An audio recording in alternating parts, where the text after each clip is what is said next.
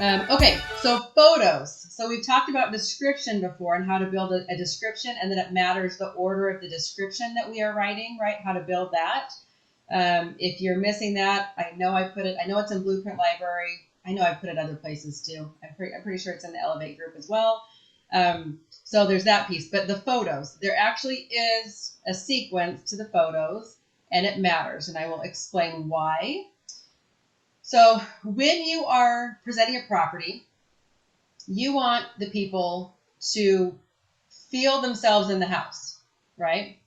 And if you have a disjointed presentation with the photos, where you're like jumping the front to the bathroom, to the master, to the kitchen, and then to the backyard, and then back to the kitchen, it's very disjointed, and our brains don't think that way. We think in sequence, right? We think of, we're going to walk in a house, and where are we going to put our keys, and then we're going to walk to the kitchen, and then we're going to walk to the living room, or whatever the sequence is.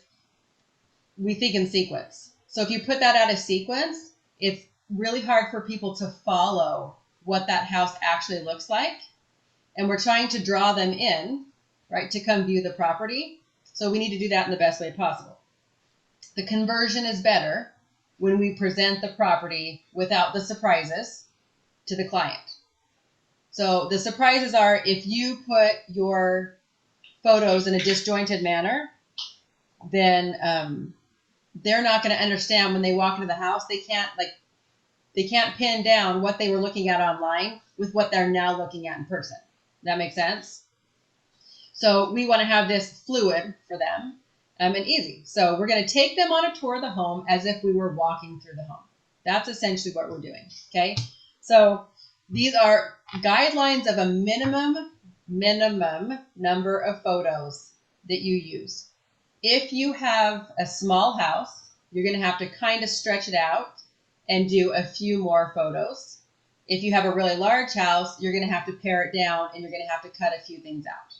Okay, but this is a guideline, and then the order, of course. So, and I'm going to talk about how many of each photo and why. So the first thing is, and I will put this on a PDF, you guys, and throw it in the library, or in the library, and then on the Blueprint. Sorry, oh my gosh, on the Boost page. So if you're not in the Boost Facebook group, get in there. I will put the PDF in there. But, okay, so front of the house. We only want 3 to 4 of the front of the house. And we don't want the same thing. So we need an angle with the garage. We need an angle with just the front door. Sometimes a zoom in of the front door if you have a pretty front door area. One that's pulled back so that you can see what the landscaping is, what the lot looks like. Right, so you want 3 minimum, but you can go up to 4. You could include an aerial in this one if you wanted to, but only 1. I can't tell you the number of listings that I see, and they have like 10 aerial photos, and I'm like, really great. That's what the neighborhood looks like. Like, let's move on to the house, right? So a snippet, but not too many. If you have a lot of really good photos of the front of the house or the outside, you can add those on to the end. We just want to draw them in at the beginning. So give them a taste, draw them into the house. We can put more later. Okay. The next place we go to is the entry in the living room. So 4 to 6 photos here. And if you're using the wide angle lens, you should be getting different angles so that you can kind of see how this sits in relation to the kitchen or whatever is neighboring, right? So that you can be able to tell the flow of the house. So 4 to 6 here. Make sure that you're getting the different angles. Make sure that you're also not getting just the furniture. That is a very important note. We're not selling furniture. We're selling the space. So the angles need to be of the space of the room and then how it relates so people can see if I'm going to walk out a door here, or if I can get to the kitchen here, right? Not just here's this little box, and then they can't figure out where that box goes. Kitchen. Kitchen's totally important. So the reason why we do the entry in the living first is because that's how we walk into the house. That's how we're greeted into the house. It's not necessarily the highlight. People love kitchens. They love masters. Those are the 2 highlights. But the living room, that's how we're greeted. So we need to make sure we hit that first. Kitchen, you want to get a good 6 photos of the kitchen. So whether you are doing some up close stuff, some countertop stuff, different angles so that you can see how it is in relation to the dining room, how it is in relation to the living room, right? Multiple photos of the kitchen. I like to do about 6 of the kitchen. If you have like a super fancy kitchen, that usually will cover it.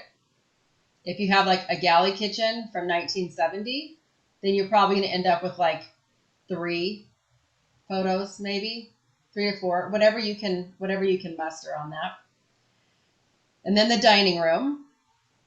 So eating area, formal dining room, anything dining related. We don't need a lot here, maybe 2. And the reason I say 2 is because we want angles. You want an angle looking into the dining room, and you want an angle looking out of the dining room.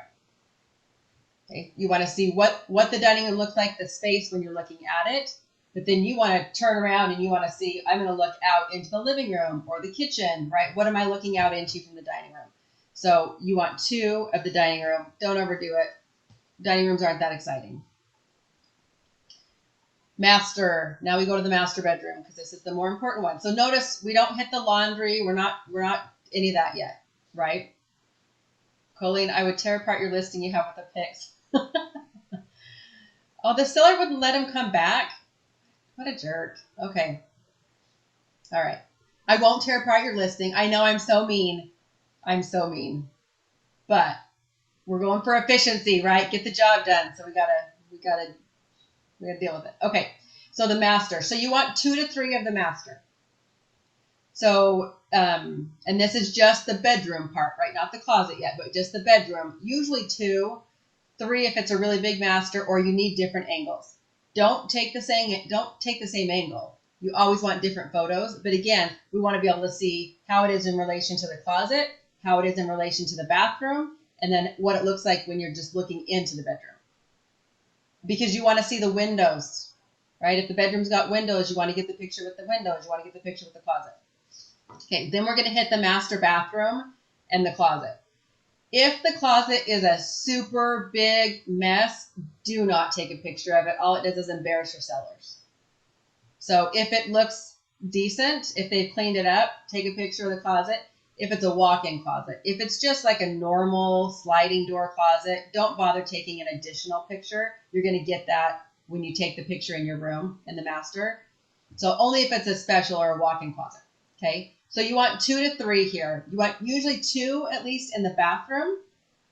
You may end up with more if, let's say, you have a tile walk-in shower, you have a soaker tub, and then you've got your beautiful vanity. You are going to want to always highlight your shower, your vanity, and then a separate bathtub as well, or one good photo of all of it. Sorry, and then you get a good photo inside your shower, and then maybe a close-up of the tub because people love the soaker tubs. So 2 to 3 here, and then of course the closet. Add an additional one on the closet. Okay. Then we move on to our additional bedrooms. So with additional bedrooms, if you have way too many pictures, like that $3 million one I put up, right? That's got like all the pool pictures and the rec room and the gym, and they've got like 5 bedrooms. You're going to have a hard time putting very many pictures of each room on here. So you need at least one of every single bedroom. If the bedroom is a horrid mess, see if you can clean it up. Move stuff to one side of the room, take the picture. See what you can do. Do not ever take a picture with crap on a bed, crap on the floor, ever. Pick it up. Just pick it up. Nobody's going to care if you pick it up, right? I always prep my sellers before we come to photos, and I let them know we may move things, we can put them back, right? But we want to show the space. We don't want to show the stuff. So we need to make sure that it's a very kind of blank slate so people can pay attention to the space. So with additional bedrooms, you want 1 to 2. If you have the room, do 2 because you need one looking into the bedroom and then one looking, kind of out from the corner so that you can see where the closet is. So 2 usually per bedroom. And then when it comes to additional bathrooms, I usually just do 1 for additional bathrooms. It's just a bathroom, right? It's not usually that exciting. If it's a super fancy bathroom, you could take a couple, but you don't want to bore people with the additional bathrooms. Then we go to our laundry room and mudroom. So sometimes they can be separate. Sometimes they're the same thing. If it's separate, then I would hit the laundry room first and then the mudroom, just because laundry rooms, of course, are higher on the women's list usually. So, and here 2 to 3 between both. So usually 2 of the laundry room, 1 of the mudroom. Or if you just have a combo laundry bedroom, maybe 2, because you want to get 1 looking in, kind of 1 looking out, right? Or how the washer and dryer is set up or anything like that. If it's super teeny, you're going to take 1, of course. You just don't want to repeat the same thing and bore people to death. Then, so that's pretty much our inside. If you have any like rec rooms, bonus rooms, you would add those, which I guess I didn't write that down. But if you have any rec rooms or bonus rooms, I usually would hit those just right before the laundry room and mudroom. Okay, I'll make a note of that because my brain forgot about that one. So any rec rooms and bonus. And those, if you have a rec or a bonus room, you're probably going to want a good 3 photos of that because you're going to want to get different angles so that they can see how large it is. So at least 3, probably 3 to 4, depending on how big the space is. And that would come before, so that's after your additional bedrooms. So we do all the bedrooms and then we can do the rec room. Okay, and then the laundry room. Then we're going to head outside. Then we do our backyard and our outbuildings.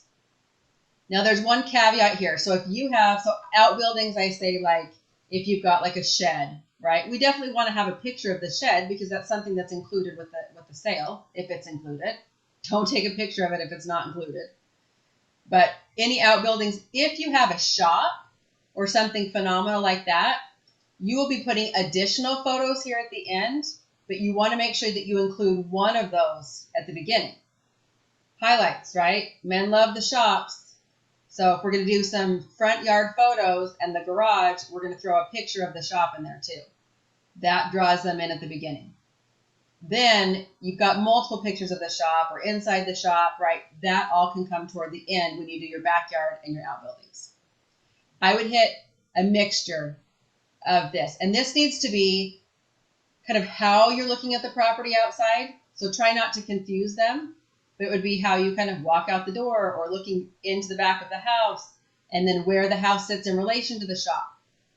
That sort of thing. It's all relation to. Now, when you're training a photographer, if you don't have a photographer yet, or you've got one and you're like, right? Or they need to be trained or whatever, give the list. You need some specifics about how many photos you need and the angles that you need. Dictate what it is that you want. So they don't walk in, take 1 photo of the living room and they're done, right? So you could give them the list and I'd pump it up. I'd give them, add a couple photos on top of what I'm telling you for minimum in case they take a bad photo. Where would I put family room pictures? After the living room? So that's like your rec room or your bonus room. So I usually, no, you wouldn't put it after the living room because you want to get to your kitchen and you want to get to your master. So then, kitchen, master, bedrooms, and then your additional living room, family room situation that you've got. Unless it's something absolutely phenomenal, but people, that's kind of the way that they'll look at them. Then if you have any aerial photos, this is where you would put those as well. Again, you can do one at the beginning. If you've got multiples for outside, this is a great place to put them. Don't overdo it. It's not that exciting to look at. It's nice, but it's not that exciting. Okay, this is something, so, that's the house, right? We're not really missing a whole lot. If you've got some sort of oddities or neat things in between there, you can figure out when you're walking through the house where you would insert those.